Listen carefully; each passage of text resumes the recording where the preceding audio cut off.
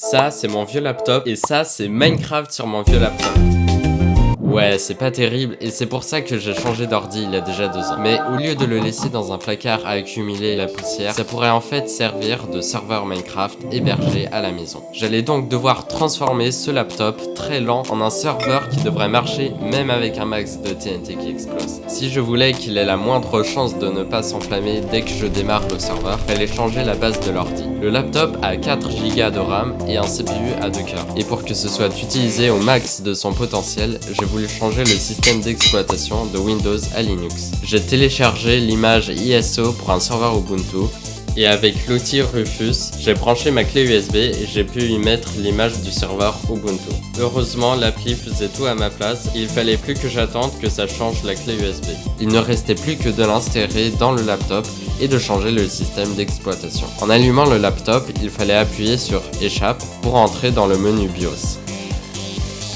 Puis après avoir changé les options pendant un moment, j'ai réussi à sélectionner la clé USB comme Boot Device.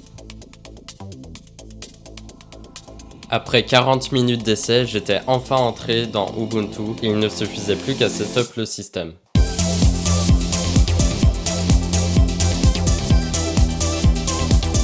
Ici, il y avait l'adresse IP locale de l'ordi. Je l'ai écrite car j'en aurais besoin pour plus tard.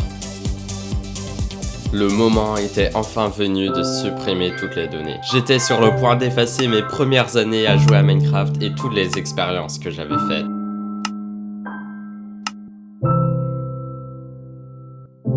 Maintenant que c'était fait, j'ai choisi le nom de l'utilisateur, puis j'ai sélectionné les options pour mettre OpenSSH et Docker. En fait, OpenSSH permettra de communiquer au laptop depuis mon propre ordi, et Docker servira à installer des services automatiquement qui sont préconfigurés. L'installation de Ubuntu réussie, il était temps de configurer le système opérationnel. Ah, et si vous vous dites que je me suis bien débrouillé, c'est parce que j'ai enlevé beaucoup d'enregistrements, mais aussi parce que j'ai suivi un super tuto par Hardware Haven. Sur mon propre ordi, j'ai utilisé le logiciel Putty pour commencer une session SSH. J'ai écrit l'adresse IP locale et j'avais désormais accès au serveur Ubuntu. J'ai d'abord mis à jour les packages installés avec apt-get update, puis avec apt-get upgrade. Quand c'était fini, j'ai vérifié si Docker était installé et en fait, il ne l'était pas. Je sais pas trop ce qui n'a pas marché pendant l'installation de Ubuntu, mais du coup, j'ai dû l'installer manuellement avec quelques commandes.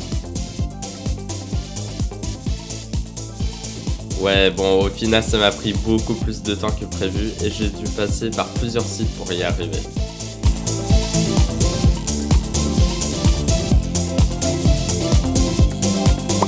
Mais en fermant mon laptop pour éteindre l'écran, j'ai réalisé que ça mettait l'ordi en veille et donc je pouvais plus y accéder depuis mon propre ordinateur. Heureusement, j'ai pu modifier ce comportement dans les fichiers internes de Ubuntu.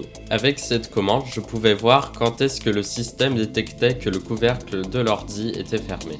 Bon, avec Docker d'installer, il reste plus qu'à mettre mon propre serveur Minecraft sur la machine. En utilisant un conteneur préconfiguré, il suffit d'une commande pour installer un serveur PaperMC dans la version que je veux, et le serveur se lance automatiquement. Pour l'instant, je peux que y accéder au réseau local. Du coup, j'ai lancé Minecraft en 1.19.4 et j'ai mis l'adresse IP locale pour rejoindre. Depuis la console, je pouvais donc me mettre en opérateur. Et voilà, le test ultime. Est-ce que le vieux laptop peut supporter une explosion de TNT ?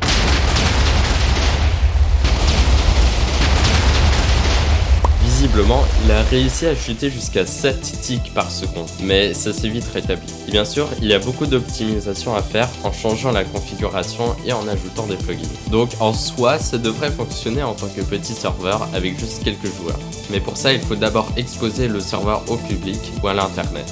Je pourrais simplement donner l'IP à mes amis, mais c'est sûrement pas une bonne idée. En plus, la plupart des routeurs à la maison ont une adresse IP dynamique, c'est-à-dire qu'elle change à des intervalles réguliers. Pour ça, on peut utiliser une proxy comme DocDNS qui va automatiquement lier un sous-domaine du service à l'adresse IP de mon serveur à chaque fois qu'elle change. Mais pour cacher mon adresse IP, il y a alors plein de façons de s'y prendre. La plus facile sera le Cloudflare Reverse Tunnel. En liant ce service à un nom de domaine personnel, ça crée un tunnel entre un sous-domaine et un port de mon serveur. C'est gratuit et ça se fait avec le service Zero Trust. Puis il y a ngrok Reverse Tunnel qui a le même concept et peut fonctionner avec les serveurs de ngrok ou son propre nom de domaine avec un agent ingress. J'ai aussi trouvé FRP qui fait le lien entre le home server et son propre serveur hébergé autre part comme intermédiaire. Mais en fin de compte, est-ce que c'est vraiment rentable d'héberger par moi-même mon serveur Minecraft? Pour 4 Go de RAM, le laptop consomme 45 Wh, donc en moyenne 22 centimes par jour. Donc s'il était au maximum de son potentiel 24 heures sur 7, il coûterait 6,69€ par mois, ce qui est raisonnable, mais on peut trouver des meilleurs prix chez certains hébergeurs.